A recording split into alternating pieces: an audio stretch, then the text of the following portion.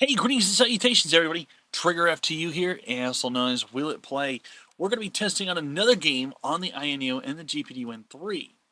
The game that we're going to be testing out is actually one that I don't normally go to, more or less think of it as an appropriate game, but after what's been going on recently with this thing, it's worth trying out and finding out whether or not if it will play. So, Kingdom Hearts, big deal, big game, big situations, big stuff. Everybody who's played it knows the story, everything dealing with Disney mixed in with Squaresoft, and all the things in between, the amazingness that happens. It is great to see such a game, but the question is, will it play?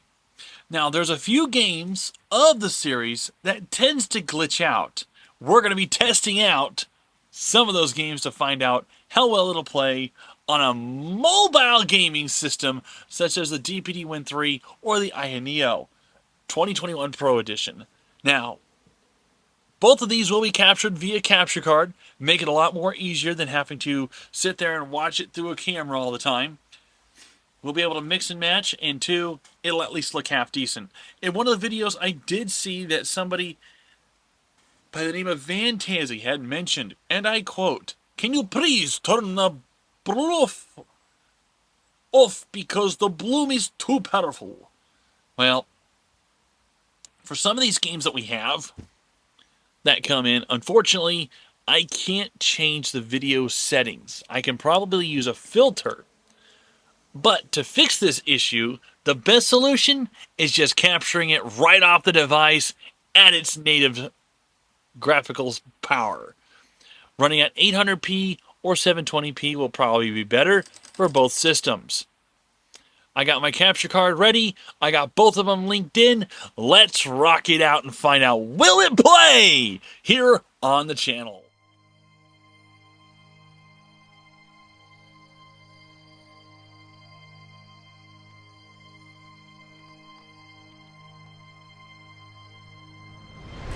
So here we are with the GPD Win 3. Trying out Kingdom Hearts HD 1.5 Plus, and we're going to go up to final mix, of course, of the original game. Checking out the display settings, I currently have it set to a frame speed of 60 FPS. We're going to turn that to unlocked. Refresh rate, well, this is for sync, so we're going to turn that off as well. Right now, there's not really much to the display settings. No advanced settings as far as I know. Colorblind mode off. There's no full control, but it's at borderless window at 720p, which is native to the console's capabilities. As you can see right now, it's up to 120 frames per second. GPU is rocking at 15%, while the CPU is currently at 15 as well at 59 degrees. 9.6 to around 10 give or take watts at start here at the launcher. We'll switch over to the main game and take a look. This shouldn't be too much of a problem, as there's been reports all across the web that the main game itself literally has little to no problems.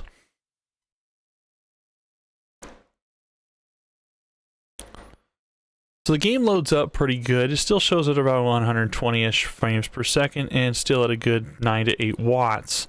Let's see if we can fast forward into this and start into the game if we can.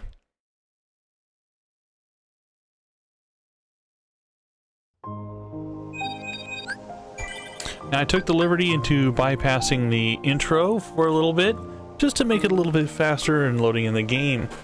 Now this by all means does not influence anything else besides the fact that instead of having the cutscenes and be demonetization, but the fact that we'll be able to load right on into the game right off the bat. Starting in, we have ourselves at the save point right now inside the small shack, still at 120 FPS and still at around 13 watts, and GPU is not running too hot itself. Taking a look around while we're outside, there's quite a bit of animation going on, and we still see that the game is still capable of pushing well over 120 FPS. Now for a mini console like this at 720p, it actually runs rather well. The GPU at around 32%, give or take 33, and the CPU at around 20, so it's not very CPU or GPU intensive. The game is very fluid, it really works and feels really good on the hands when it comes to the GPD Win 3, and from that little miniature screen, it actually looks pretty good. You can't tell that it's actually running in 720p. The great thing I like about this is compared to Nintendo, on the other hand, which the Nintendo Switch currently has cloud-based streaming services. And those cloud-based streaming services do have complications in keeping things up. There's been some hiccups and other complications for the Nintendo Switch, but for stuff like the Xbox and PC, there has been little to no problems while the game is installed directly on or ran from a disk. Taking a look here, we are capable of doing quite a bit of damage. Let's see if we can start a fight with our friend Titus over here, who's currently doing some training. Let's see how well that works. But odds are you're still no match for Riku. We took him on 3-1 last The time. cutscenes do run at around 30 FPS, which is pretty standard, as that's what the original game had been set for back in the PlayStation 2 era. Let's start this fight off nicely and see how far things can go. We still see the game roughly at around 60 FPS, which isn't too bad, with a huge jump to around 120 when there's not too much motion going around.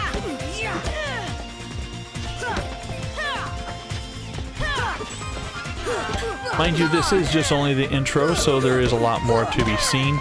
And since it's playing so well here, especially with the amount of animation that we currently have, there shouldn't be too much of a problem with trying to enjoy this game on the fly. Oh man, what's up?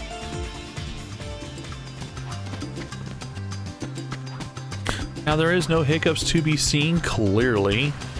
The game hasn't hiccuped one bit. No chance of having any complications or issues. No lags. It has been actually really good.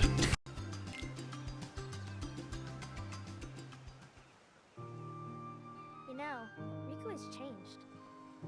What do you mean? Well... You okay?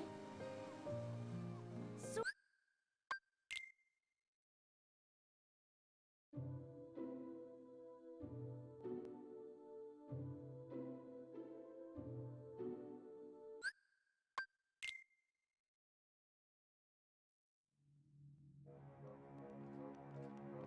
Gorge, Jiminy, your world disappeared too? It was terrible. We were scattered. And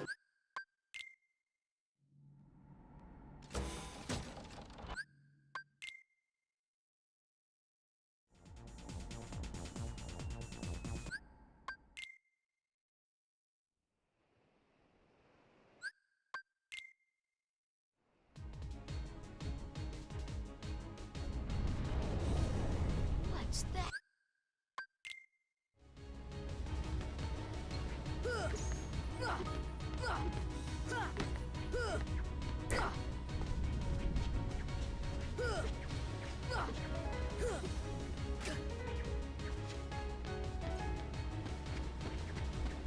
Here we see some of the glitches that are actually in the game.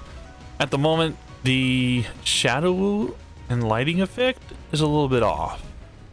That's because mainly, well, it's an Intel, so Kyrie, I thought she was it's not exactly built for What? a lot of things. Now we can go to the Ray outside tracing world. being one of them. We gotta find Kyrie. Kyrie's coming with us. Once we step through, we might not be able to come back. So, taking a few whacks into the game, we see there is a few animation glitches, but nothing major. Nothing game-breaking, per se. Now, during the fight, we do see a lot of elements being popped in, and with those elements, it does not slow down. So it's clear to say the game is very much playable.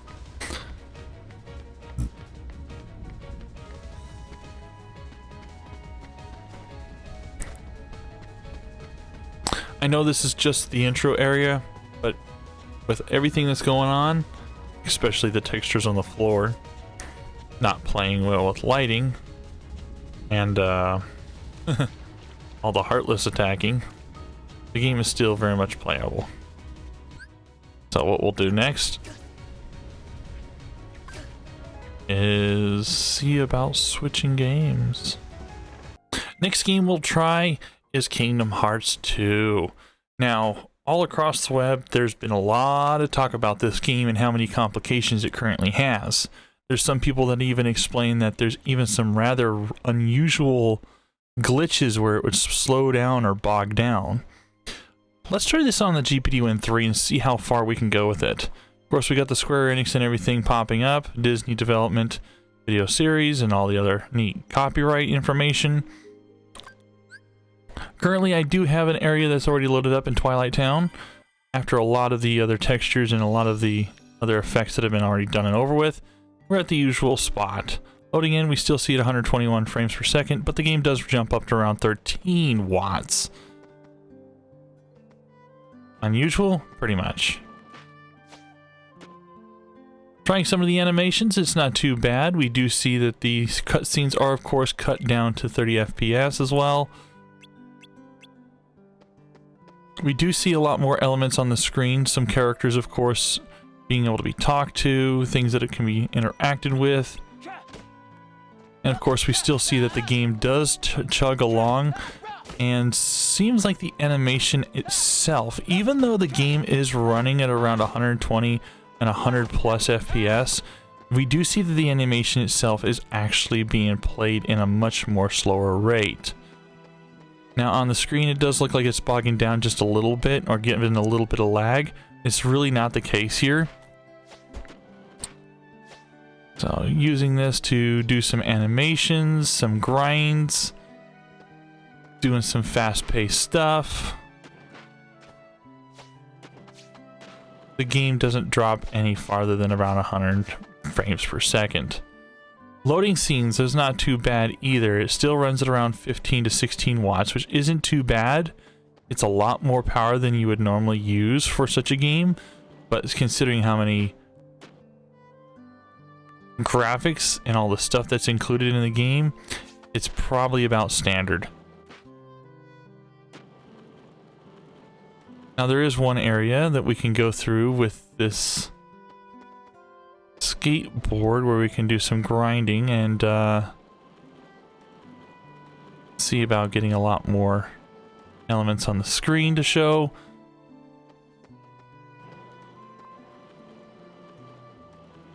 There we go.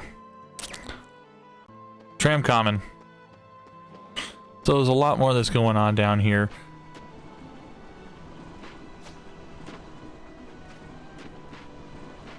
The game itself is still running at a beautiful 170 or 120 to 70 FPS. Still stays over 100, which still makes the game very much playable. I still recommend doing async or graphics sync. That way, you know, you can save up on battery life, keep the animations looking smooth and clean, and yeah, fully enjoying the game to its maximum. So there are a few instances of rather unusual stuff going on, but nothing that would cause any real complications for the game to play. Now we got some textures and elements that are popping up on the screen for health and whatnot, and it still just keeps on chugging along. I know it's not all that much, but still, for a game that's been said to have complications, it actually does run rather well on the GPD Win 3. Love to see a cutscene where we actually have some fights. Let's see if we can find some.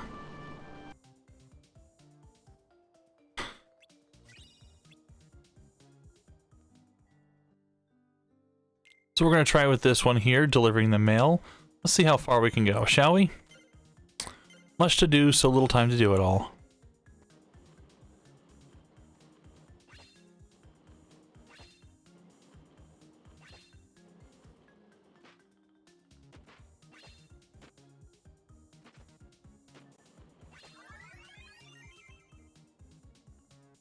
Less than 14 seconds, it still ran at a really beautiful 100 frames per second.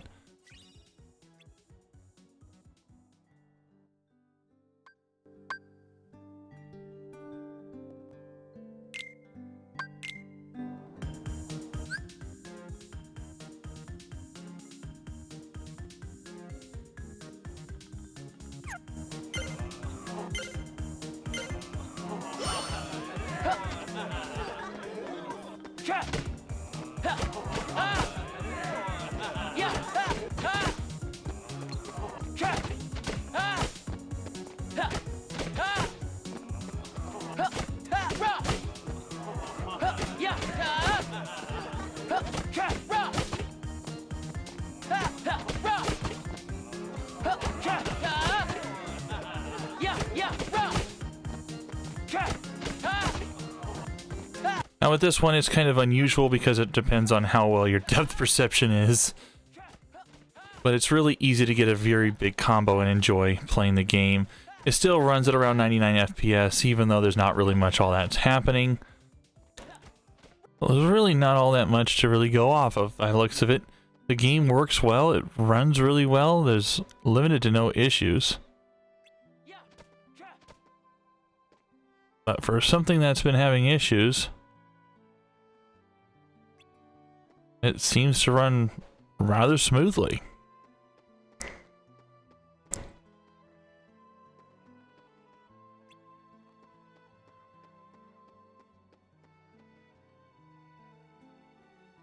Oh wow. Saving the game here, and then we will see about switching it up to the next console. So will the game play? Absolutely, it'll definitely play on the GPD Win 3, and it runs really smoothly. It feels really good. There's like little to no problems. That said, we'll take a look at the next console. So here we are now with the Aya Neo. As you can see, the GPU now shows the megahertz, of course, and its use. We're going to try in the Final Fantasy, or no, Kingdom Hearts Final Mix, of course. I don't know why I said Final Fantasy. Squaresoft, you gotta love them. Anyways, it's still unlocked, set up to 60 FPS. Hold on, let's go into the settings so you get to see that.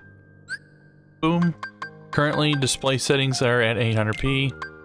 And borderless window. With borderless window, we can come over here and we can change from power saving, custom, balance scheme, and of course, whatnot.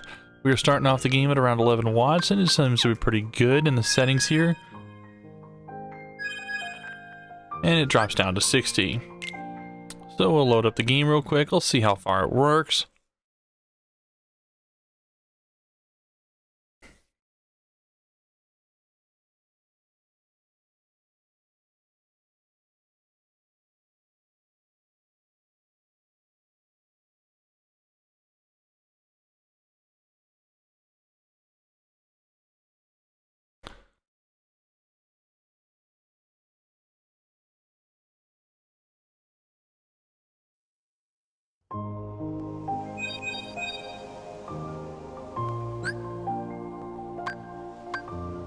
Looking at everything, we do have, of course, the copyright from the official website, non-commercial context.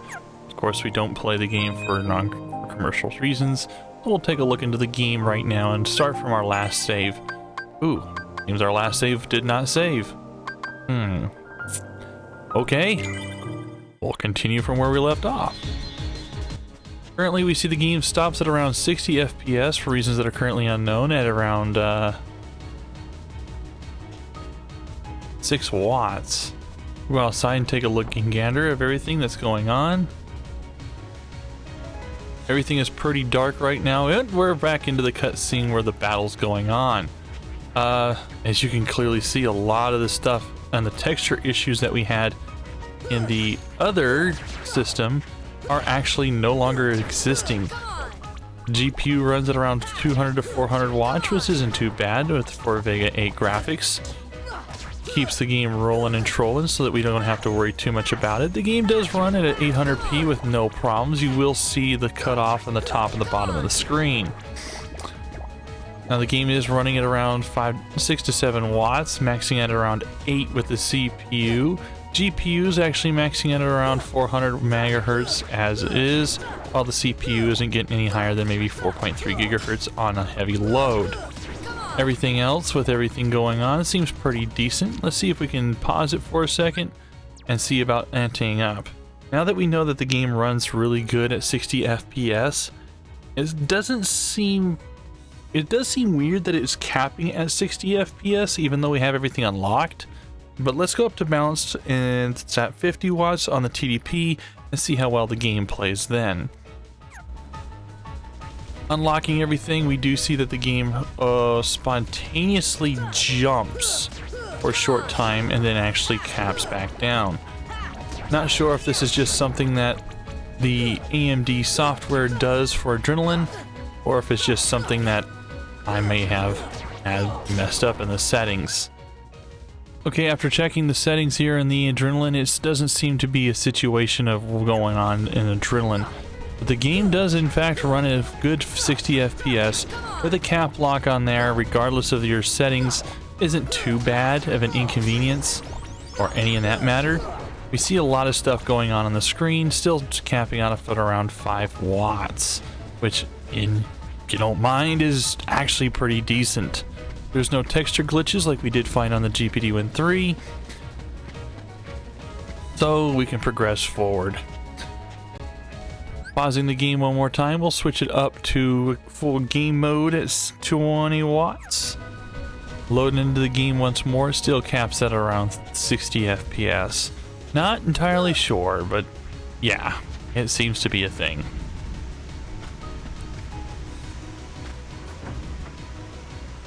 Checking out the animation, everything seems to run really smooth. The GPU did max out at around 1700 megahertz, which is actually really nice because now we have that extra performance boost from the Vega graphics, allowing for a lot better quality.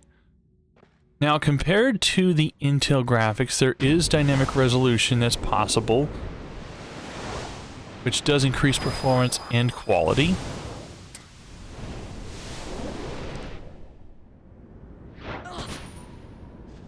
And as we can see, the game still caps off at around 30 FPS during an animation.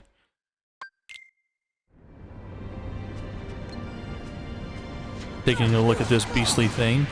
A lot going on here. We're going to see some texture work going on, a lot of different forms of animations, a lot of different forms of elements popping up on the screen. Plenty of particle engine stuff going on as well. And we can see that the game still just keeps chugging along, no matter how much wattage we throw at it. We're going to max this out to custom, which is up to 30 watts. Now, whenever we did have it slightly off screen with the settings, it did drop down to roughly at around, well, it didn't drop, it went up to around 300 frames per second, which is actually rather amazing. It's a shame that we can't see that in game, which, you know, for a console like this, the screen does only go up to 60 frames per second, or 60 hertz as you might like to say, and it runs really well. This is great for saving on battery life, especially with the fact that it's only running at around 5 watts on the CPU, but it's still pushing a slightly higher on the GPU. The game runs at around 900 megabytes worth of RAM, which is kind of nice, compared to on the GPD Win 3, it was running slightly more.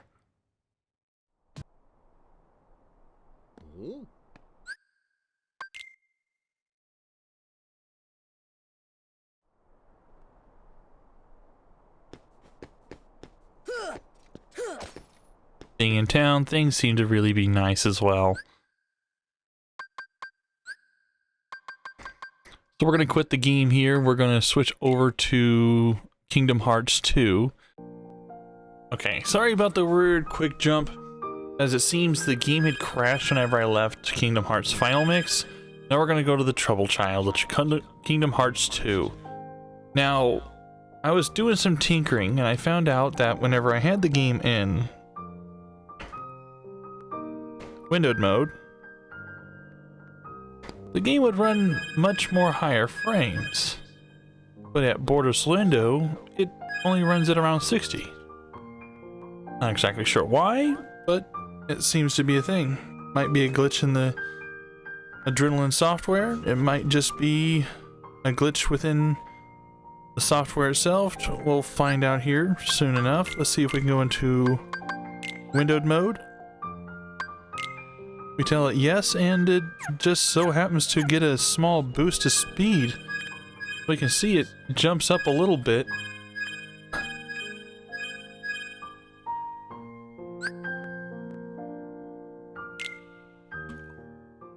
Maxing out around 90. It's unusual. It really is. It's truly unusual.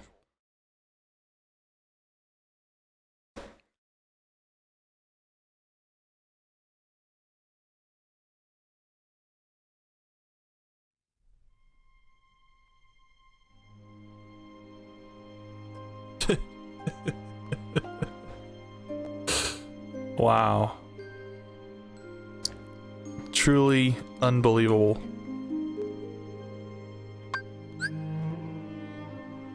Well, if you want to save on battery life, that's a good way to do it right there. Right now we have it at 11 watts. The game's still running really nicely. But it's still not going any higher than 6 watts on the game. Not sure as to why that is. But we do see it jump down just a little bit. Not sure as to why that is, but we'll find out later on. Might be a setting that I have in the game that I just don't even realize. It might even be something that's even remotely in Windows. Try for a quick job real quick to see how well this works. Junk, get rid of the junk of the area. When hitting the junk, aim for their piles. The less swings it takes to get rid of the junk, the more money you can make.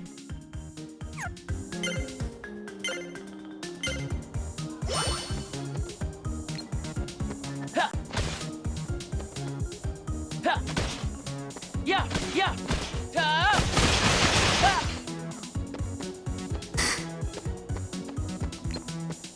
Ha! Yeah, yeah. Ha! Ha! Rah! Ha! Ha! Ha! We had a few times there whenever there were some particles running on the screen. It still didn't drop down very much. Come on, you can do better. Now it brings a question. Now that we know that the game is fully playable on something like the INEO running a 4800U with 16 megabytes or 16 gigabytes of RAM and a Vega 8 graphics, why couldn't they make the game work on the Nintendo Switch? Sure, the game would have been pretty big, but then again, taking a look at how big this game is on installation is around 44 gigabytes. And the biggest game so far that I've installed on my Nintendo Switch would actually be the collection for BioShock. And that actually kind of trumps it with some of the games being at around 16 gigs. So, now brings the question as to why Nintendo and those guys over at Square with the collaboration with Disney couldn't do the same thing for the Nintendo Switch and made it easier on just about everybody. Oh wow, we're not here to find out that. As we can now see that it will in fact play.